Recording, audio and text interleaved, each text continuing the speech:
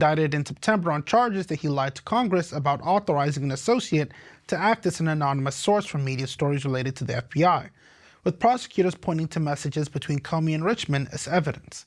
The case was dismissed last month after another judge found that prosecutor Lindsay Halligan, appointed under the Trump administration, had been unlawfully installed, leaving open the possibility the government could try again with a properly appointed prosecutor. Richmond's lawyers then argued that investigators exceeded the scope of 2019 and 2020 search warrants, improperly kept data that should have been destroyed or returned, and conducted additional searches without new warrants.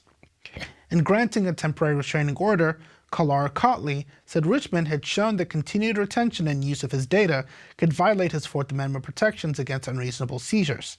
She ordered the Justice Department to identify, segregate, and secure the affected materials and to certify by Monday afternoon that it is complying with restrictions.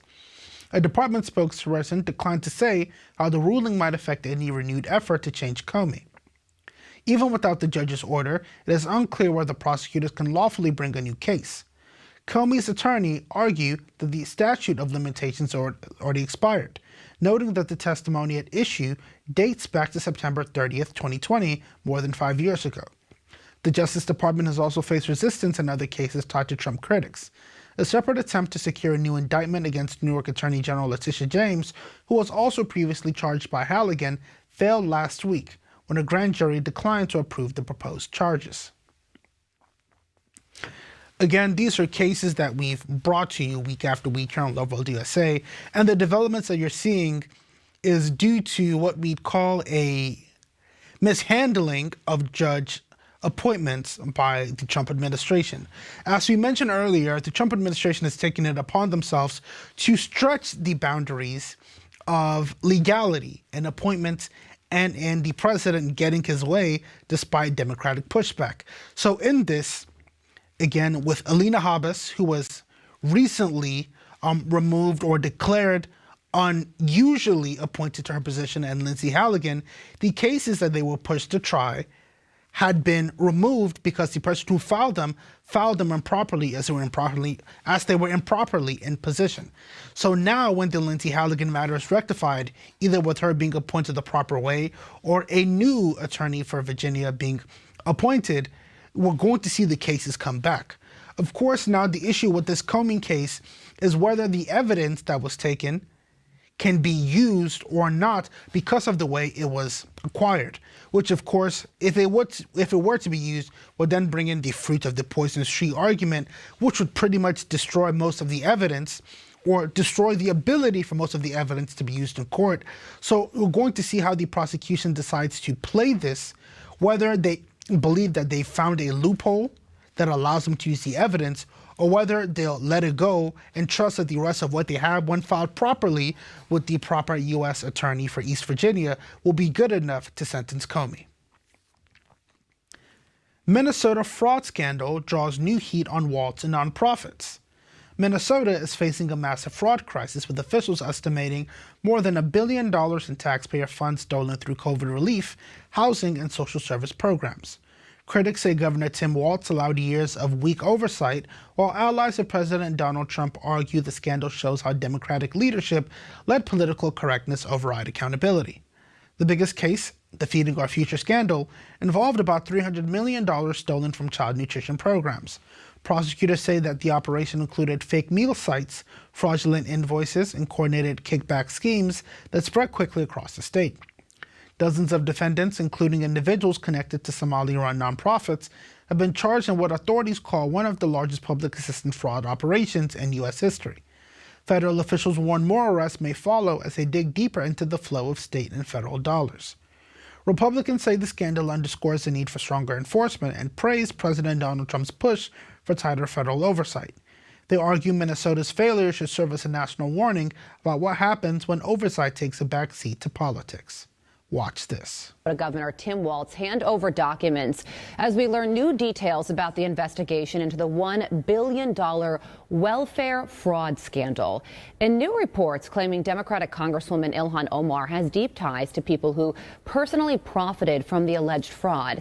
That list includes one of her former campaign officials and a co-owner of the restaurant where Omar held her 2018 congressional victory party. It is important to note the Congresswoman has not been directly linked to the fraud.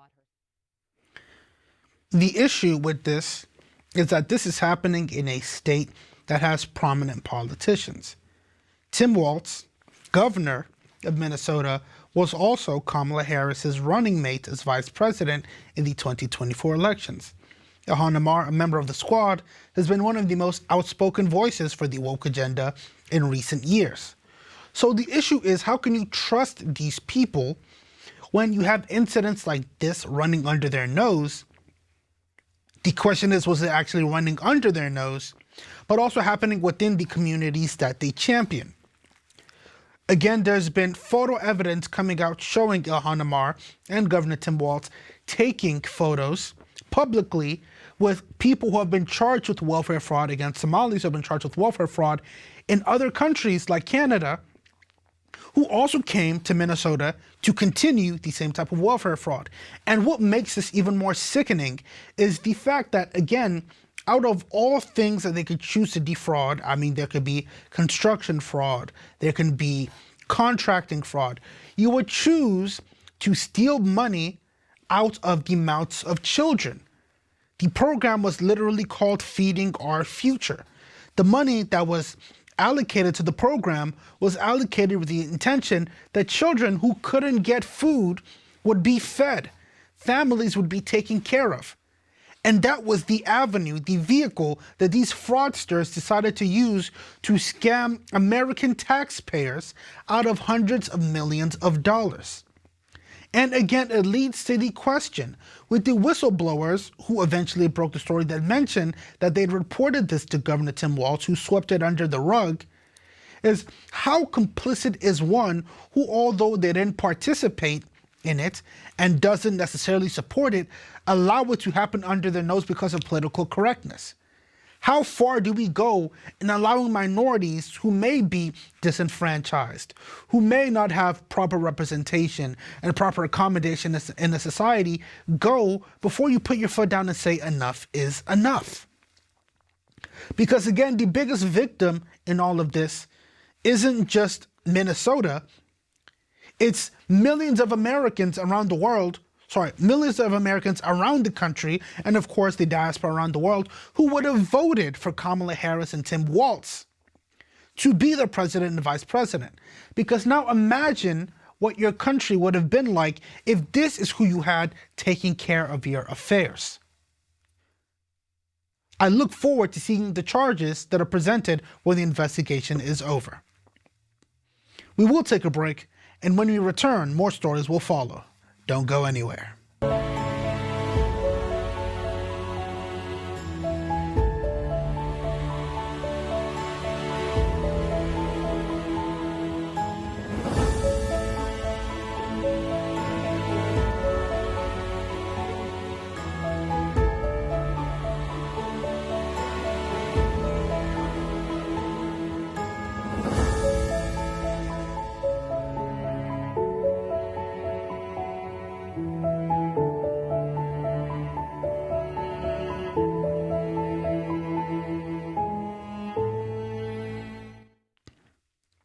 Welcome back.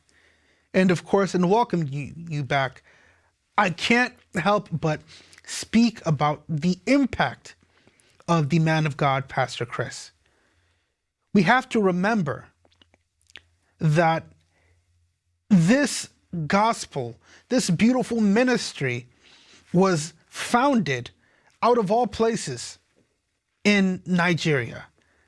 And out of all places in Nigeria, not Lagos that many have heard of, not Abuja, not Port Harcourt, the more common places even to foreigners, but in a town known as Ekpoma.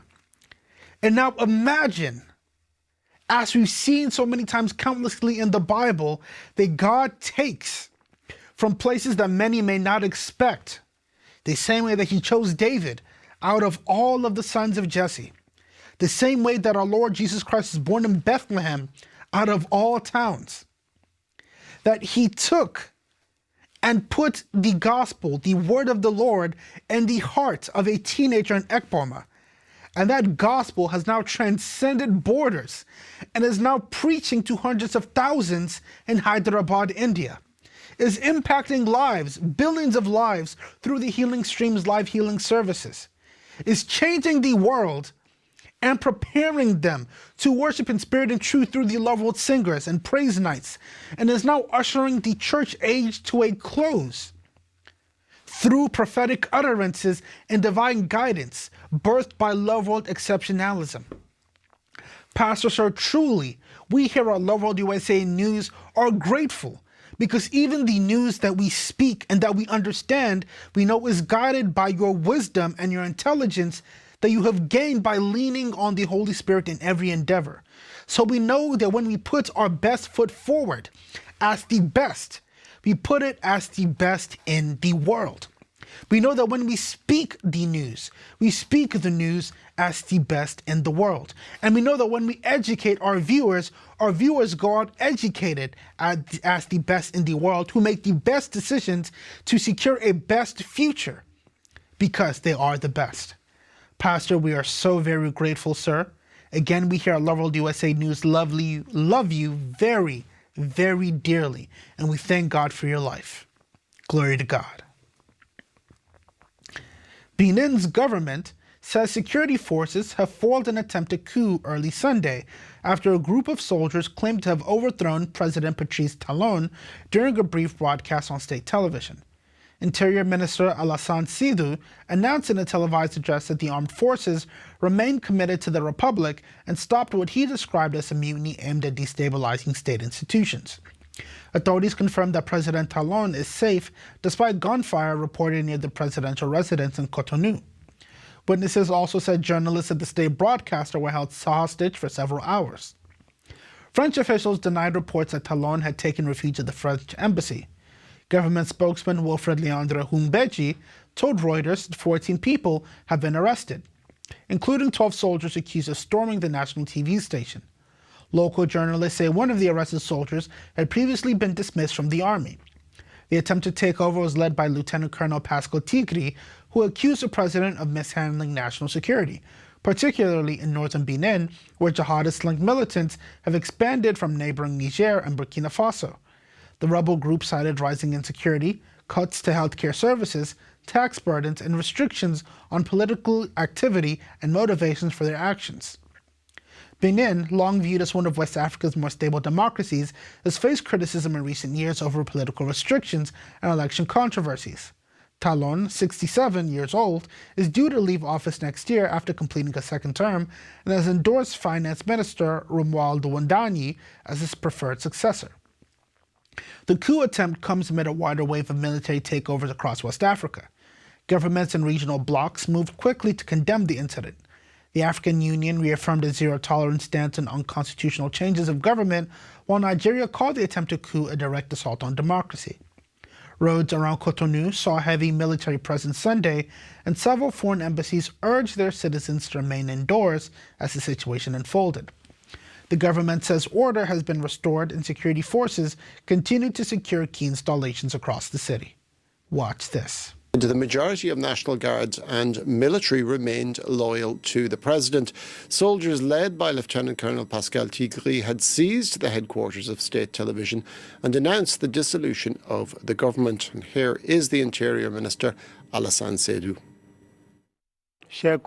Fellow countrymen and women, on this Sunday, December the 7th, 2025, in the early morning, a small group of soldiers engaged in mutiny in order to destabilize the state and its institutions. Before this situation, the Benin armed forces and their hierarchy, faithful to their oath, remained republican. They fought back and allowed the situation to remain under control and to fail the maneuver. Thus, the government invites the population to keep acting as usual. Again, kudos to the Benin government for handling this in a civilized manner. Most coups that are defeated usually end in violent bloodshed, which is usually the way of preventing another attempt from being taken place.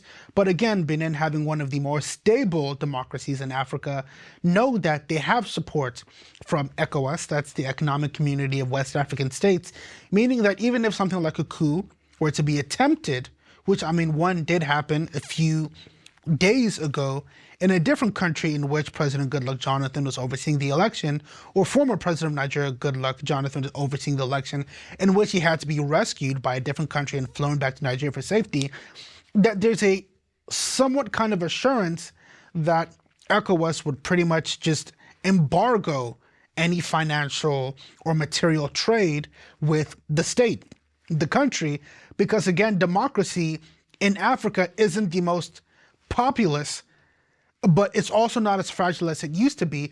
And by having these communities of states, I mean, again, Captain Ibrahima Traore has even proposed having a united African state coalition, something similar to the EU.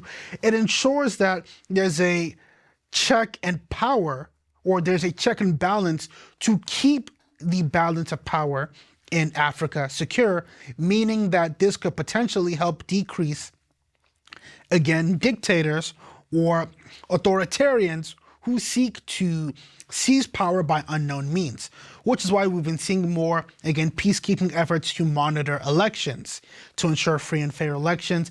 And of course, these coups having outside forces, not just the government of that they're trying to overthrow, but also other states quickly rushing in to send forces to ensure that any transition of power happens peacefully and democratically. And now we'll take a look at some of the stories that made the headlines this week. President Donald Trump hosted Rwandan President Paul Kagame and Democratic Republic of the Congo President Felix Tshisekedi in Washington on Thursday for the signing of the Washington Accords, a peace agreement aimed at ending decades of conflict between the two nations. The ceremony took place at the United States Institute of Peace, where Trump announced that the United States will purchase rare earths and other critical minerals from Rwanda and the DRC under new bilateral arrangements. According to Trump, the Washington Accords formalized terms agreed in June, including a permanent ceasefire, the disarmament of non-state armed groups, provisions for refugees to return home, and measures to ensure justice and accountability for those responsible for illegal atrocities. He said the United States is also entering separate agreements with both countries to expand access to critical minerals with the goal of creating economic benefits for all parties while strengthening U.S. supply chains. Kagame described the conflict between Rwanda and the DRC as having lasted roughly 30 years and said numerous previous efforts had failed to resolve the underlying issues. He credited Trump's involvement with bringing what he called a new and effective dynamism to the process and said that this helped create space for breakthroughs in the negotiations. Tshisekedi told attendees that the new agreement marks the beginning of a new path, acknowledging that implementation will be demanding and difficult. He said the goal is for peace to move beyond a simple aspiration and become, in his words, a turning point as the parties move from signing commitments to carrying them out on the ground. Watch this. It is an amazing day, great day for Africa, great day for the world, and for these two countries, and they have so much to be proud of. And I want to thank the leaders. I want to thank you very much. We have come to the U.S. Institute of Peace to sign a historic agreement that will end one of the longest-running conflicts anywhere in the world, with far more than 10 million people killed. Today we commit to stopping decades of violence and bloodshed and to begin a new era of harmony and cooperation between the Democratic Republic of the Congo and Rwanda. I want to thank the two courageous leaders. They are courageous leaders. They really are courageous leaders, great people. I think they liked each other a lot. I spent time with them.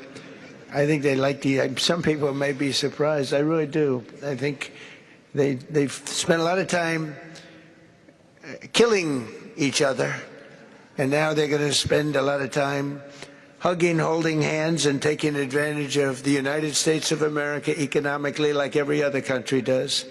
And I think they're going to get along really well, so I hope so. Thank you very much. Look at them. Look at the way they love each other. Thank you. So, as President Trump has said many times throughout his current term, he wants to be remembered as a peacemaker. And we're seeing, again, more efforts being put. And the thing is, you have to love the way the president is going about it. Many previous administrations would have maybe gone about it in a bit more military terms, but President Trump, again, the author of The Art of the Deal, is showing why he wrote the book on The Art of the Deal. Because now he's coming to these countries. The same way he diffused the tensions between Pakistan and India earlier, and it's simply been this. If you can't commit to peace, and again, this isn't conflicts that necessarily bother the United States. I mean, apart from maybe oil disruptions and oil prices hiking because of some of these issues, the United States pretty much has no stake in these matters. But because Trump wants peace, because again, the United States has, some might say unfortunately, some might say fortunately, become the global peacekeeper, Trump is saying, if you can't commit to peace between these two countries, whichever ones are currently at odds, then we cut off all business and all trade with you. If anything, the tariffs are doubled and tripled to what they were with the Liberation Day Agreement. But if even there's any trade, there won't be if he has his way. And then the countries now have to weigh up whether the war that they're warring is actually good warfare, or whether the trade, and of course the finances that they receive from the United States as a client, is worth more to their nations. And of course, more often than not, they seem to rather choose the option and ability to continue trade with the United States. So now, of course, the president has signed the framework for a deal that will allow DRC and Rwanda to supply the United States with rare earth minerals that, of course, the U.S. does need for its AI and chip manufacturing. So they get that boost, which helps the United States. So it's not just a one-sided unilateral deal, it's bilateral. But also in the same end, Rwanda and the DRC now know that, okay, they have a consistent check-marked source of funding that will boost their economy. So both sides get help. And then, of course, the real winner is the people. Because, of course, with the rare earths, it means that the economy gets a boost. So, of course, livelihood gets better. It should also grow jobs as well. And then there's also just peace between the countries. So, President Trump, I'd say as far as you aiming to be a peacemaker, you're doing a pretty good job. Moving on, authorities have arrested a 30-year-old man identified by law enforcement sources as Brian Cole of Woodbridge, Virginia, in connection with 2 pipe bombs placed near the Republican and Democratic National Committee headquarters in Washington, D.C. Of course, this was an investigation that went on for years, as of course this was the man who was sought after for the January 6th pipe bombing allegations. Well, of course, the night before the January 6th pipe bombs. Of course, Brian Cole of Woodbridge, Virginia, was sought after, and the arrest was confirmed to the U.S. media partners on Thursday. And now Cole is expected to appear in federal court in Washington, though the specific charges have not yet been made public. Investigators say the devices were placed strategically outside the RNC and DNC buildings on the 5th of January 2021 and were discovered the next day as crowds began moving toward the U.S. Capitol, where Congress is meeting to certify the 2020 presidential election results. The FBI has said the items included pipes, wires, kitchen timers, and homemade black powder, but both bombs were safely deactivated and did not explode for reasons that remain unclear. The case prompted a wide-ranging investigation and a reward of $500,000 for information leading to the suspect. Earlier this year, the FBI released CCTV footage appearing to show an individual wearing a light gray hooded sweatshirt and carrying a backpack placing an item near a bench outside the DNC building, then later walking to place a second device. The bombs were found as hundreds of people later forced their way into the Capitol building through doors and windows. overwhelming police before order was restored after several hours. At the time, then-President Donald Trump addressed supporters near the White House, urging them to march peacefully to the Capitol, while also repeating unproven claims of widespread voter fraud in the 2020 election. Since 2021, hundreds of people have been charged in connection with the events of January 6th. Many of those convicted or charged have since received pardons or commutations from Trump after he took office for a second term in January 2025, according to U.S. reports. The former president also directed the Justice Department to drop remaining pending cases and has publicly referred to those prosecuted as hostages, saying their lives have been destroyed. Let's take a look. When you attack American citizens, when you attack our institutions of legislation, when you attack our nation's capital, you attack the very being of our way of life. For nearly 5 years, law enforcement has been searching for this suspect, the shadowy image of the person FBI believed planted 2 pipe bombs on Capitol Hill the night before the January 6th attack on the Capitol. One outside the Democratic National Headquarters, another outside the Republican National Headquarters. The bombs were discovered the afternoon of the Capitol riots, diverting police resources from the Capitol. Both bombs were disabled, but the FBI said they could have been deadly. In the years since the bombs were found, the FBI has released more footage of the suspect, who wore a hoodie and a surgical mask. And while they could not determine the gender, investigators believe the suspect was about 5 feet 7 inches tall and was wearing Nike Max Speed Turf shoes. In 2023, the FBI raised the reward from $100,000 to $500,000. The inability to make an arrest in the case was highly criticized by Republican lawmakers and became the subject of conspiracy theories, with current FBI Deputy Director Dan Bongino suggesting it was an inside job. Then, this morning, federal agents descended on this house on Manor House Court in the Dale City neighborhood of Prince William County, arresting 30-year-old Brian Cole Jr. At a press conference this afternoon, Attorney General Pam Bondi provided few details on the suspect or the evidence. This is ongoing. It's very active. The search warrants are still being executed. Many charges potentially to come. Deputy Director Bongino, also at the press conference, did not address his previous comments of a conspiracy. We were going to track this person to the end of the earth. There was no way he was getting away. Well, we didn't have to track him to the end of the earth. It wound up in Woodbridge, Virginia. Again, this is a testament to the United States and their determination in keeping its citizens safe. As we've seen in various countries around the world, I mean, even actual attacks, sometimes, there's the ability or the possibility of the perpetrators getting away because the government doesn't take situations like this that seriously. But what you see here in the United States, especially, of course, in this current Trump administration, is that as long as you are a perpetrator of evil, the Trump administration has a almost utopic view of how the country should be. And that just means that there's a lot of things that maybe would have slid or would have been swept under the rug during previous administrations, that you have the FBI Director Kash Patel and, of course, the Deputy Dan Bongino just saying, no, there is no way that this is going to happen. Even if it means, again, as he said, that we have to go to the ends of the earth to find you, we will.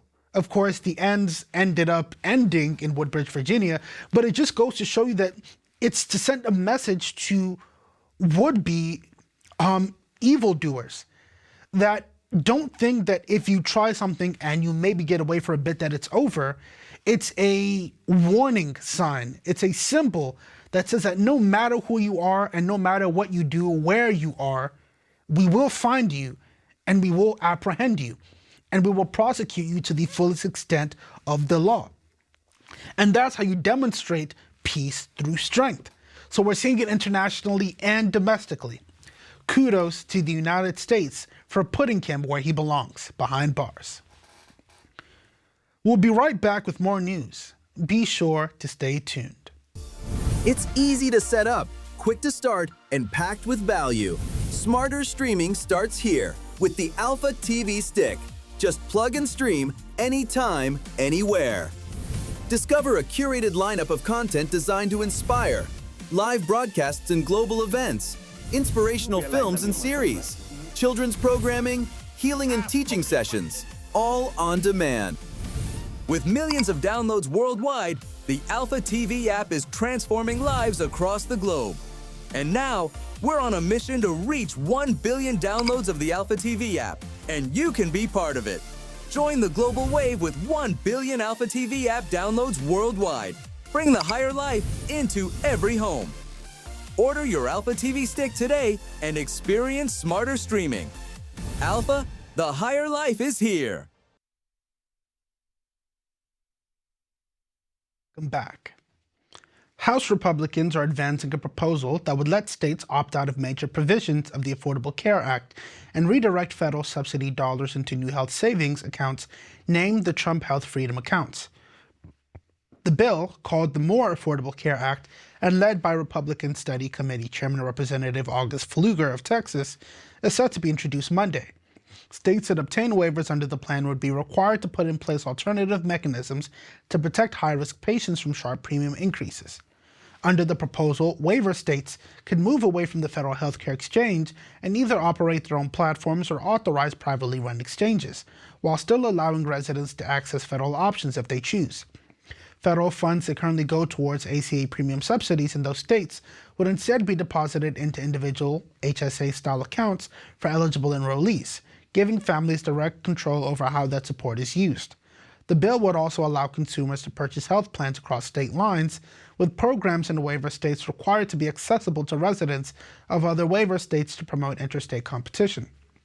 Rather than repealing Obamacare outright, the measure is framed by its sponsors as a way to increase choice and competition in areas where the federal exchange dominates the market. The legislation comes as enhanced ACA subsidies enacted during the COVID-19 pandemic are set to expire, a development that could significantly increase healthcare premiums for millions of Americans if Congress does not act. Many Republicans oppose extending those enhanced subsidies, arguing that they have driven up overall costs without fixing underlying problems in the insurance market, while Democrats and some moderates have called an extension necessary to avoid a steep affordability cliff. House GOP leaders are currently assembling a broader healthcare package that Speaker Mike Johnson has said could come to a vote by the end of the year, though it is not yet clear whether Pfluger's bill will be included. As chair of the Republican Study Committee, Pfluger is expected to play a key advisory role for leadership on conservative healthcare reforms.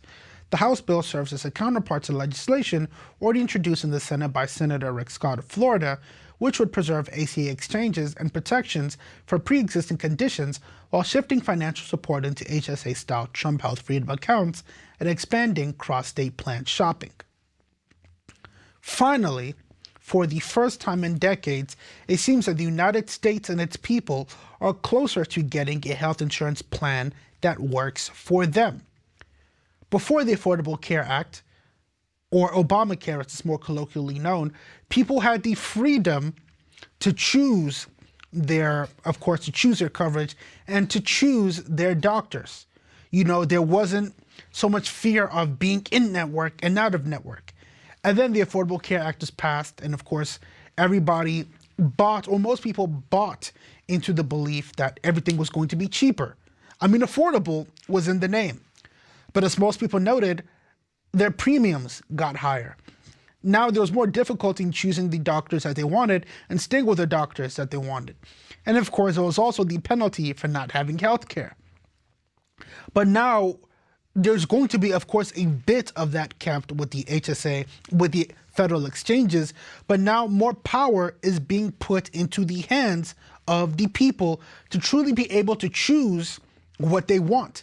All that is left to do is for them to vote for their states to take or to reject the waivers so that they can have their HSA-style accounts, and now they can put their money, the subsidies, into the plans that they want. It might cost a bit more for them, but now the choice is being given back to the people. And what do people want more than the freedom to choose?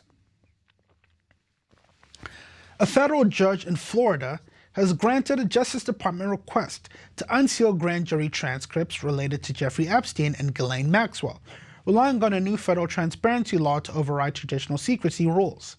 Judge Rodney Smith ruled that the Epstein Files Transparency Act of 2025, signed by President Donald Trump on November 19th, supersedes the normal confidentiality protections governing federal grand jury materials in this case. The law directs the Attorney General to release all unclassified DOJ records connected to Epstein and Maxwell. Smith's order does not immediately make the grand jury records public, but authorizes the Justice Department to move forward with their release.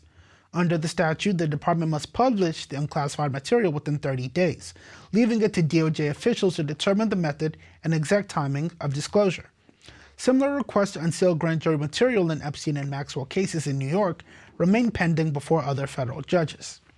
The grand jury transcripts and release material at the issue in Florida and New York were used to bring the original federal sex trafficking charges connected to Epstein's abuse of underage girls and Maxwell's role in these offenses.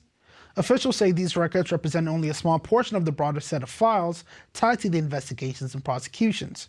Earlier efforts to obtain the same grand jury material were rejected by courts that cited long-standing secrecy rules and privacy concerns. Those prior rulings by judges in Florida and New York concluded that releasing the transcripts would conflict with federal grand jury procedures and were unlikely to produce new evidence beyond what is already known. The passage of the Epstein Files Transparency Act has now changed the legal framework in Florida, prompting Smith's decision to allow unsealing under the new statutory mandate while leaving the details of implementation to the Justice Department. We're finally getting to what I believe should be the end of the Epstein-Maxwell saga, with President Trump finally, of course, voting and confirming that the Epstein file should be unsealed sooner rather than later. We're going to, and of course by we, I'm not speaking French, I mean the good citizens of the United States that have been tortured by the news media and I mean pretty much beaten over the head by the government over this case for the last few years, especially the last few months, should finally be able to receive a well-expected conclusion. They'll be able to receive the details for themselves that were shown to the grand jury, which then allowed Jeffrey Epstein to be charged. So they'll be able to see the evidence. Of course, some things, if any, related to national security will be redacted as is, but more than I want to propose, about 80% of the files should be available, more clear for the people to see, and to finally put an end to a situation that has plagued both Democrats and Republicans and anybody who could possibly be in the middle for far too long. All I can say is, it's about time. Florida Governor Ron DeSantis is backing a phased plan to completely eliminate property taxes on primary residences, saying the proposal will go before voters on the 2026 ballot and require 60% approval to take effect. DeSantis argued that while the state's finances are sound, local property taxes have climbed sharply and are hurting people, blaming what he calls overspending by local governments. Lawmakers in the Florida House are advancing a package that includes a substantial increase in the homestead exemption to $500,000, with a possible cap of $1 million for seniors, tighter limits on assessment increases, and an option to eliminate property taxes on homesteaded properties altogether. DeSantis said the change would make Florida the first state to abolish property taxes on primary residences while also having no state income tax. He suggested the plan may be needed to implement it gradually, emphasizing that he wants a structure that both works fiscally and can win voter support. Policy analysts note that property taxes generate roughly $55 billion a year and are a key revenue source for counties, cities, and especially school districts, in some cases providing up to 60% of their funding. The Florida Policy Institute has warned that ending property taxes could force sharp increases in other taxes, including estimates that the state sales tax might need to rise from 6% to as high as 12% to fully replace the revenue.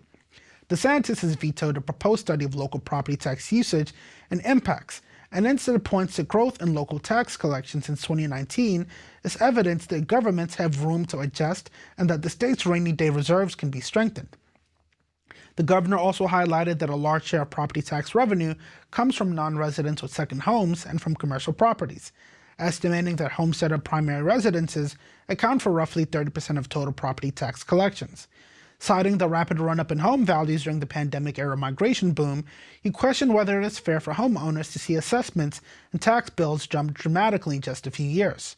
DeSantis argued that the current system allows budgets to grow 50 to 60% over a short period, and said the proposed reforms are intended to give long-term residents a relief while maintaining a stable tax base through a carefully staged transition. There's going to be a lot of discussion on this in Florida over the coming months because this falls into the same line of whether Social Security should still be paid into if it's looking to be insolvent by the time the current payees will have the ability to reap the benefit of it. So Social Security, of course, takes care of the seniors, while property taxes, because of course most of those seniors would be retirees, has been negatively affecting those seniors. So this effectively works as a bill that helps the elderly contribute less, but they're still being subsidized by Social Security and Medicare, which the young are then paying for, which by the time they get older, they probably won't be able to tap into or take advantage of. So it's almost passing the burden of social, financial, fiscal responsibility from the elderly to the young, while the young pretty much receive nothing in return. Because again, the majority of homeowners are the elderly or those who are soon to be elderly, and the majority of people who pay into Social Security are also the young. So expect to see a lot of discourse on this in the coming months. And of course, also expect to see some states, depending on how Florida implements it, look into. Of course, Florida is a special case because they do have a huge number of elderly denizen, but expect to see other states look into implementing this into their states, depending on how Florida's implementation goes. And now, let's take a brief look at the weather update.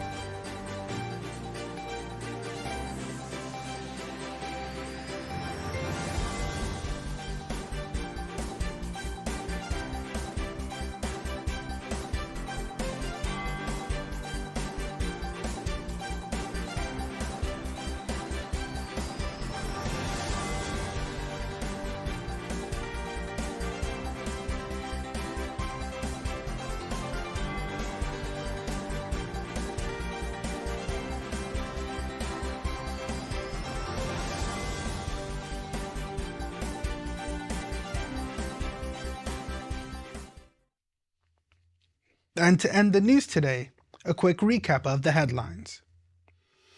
Pastor Chris declares December the month of Thanksgiving. President Trump presents the Kennedy Center medals to 2025 honorees in an Oval Office ceremony. A judge temporarily blocks the DOJ from using key evidence in a potential new Comey case. Minnesota fraud scandal draws new heat on Waltz and nonprofits. And the Benin government says coup attempt thwarted as loyalist forces retake control. And that's News Plus for today. Remember to join us at 7 p.m. Central Time tomorrow for more. I'm TGK Andre. Good day, and God bless you.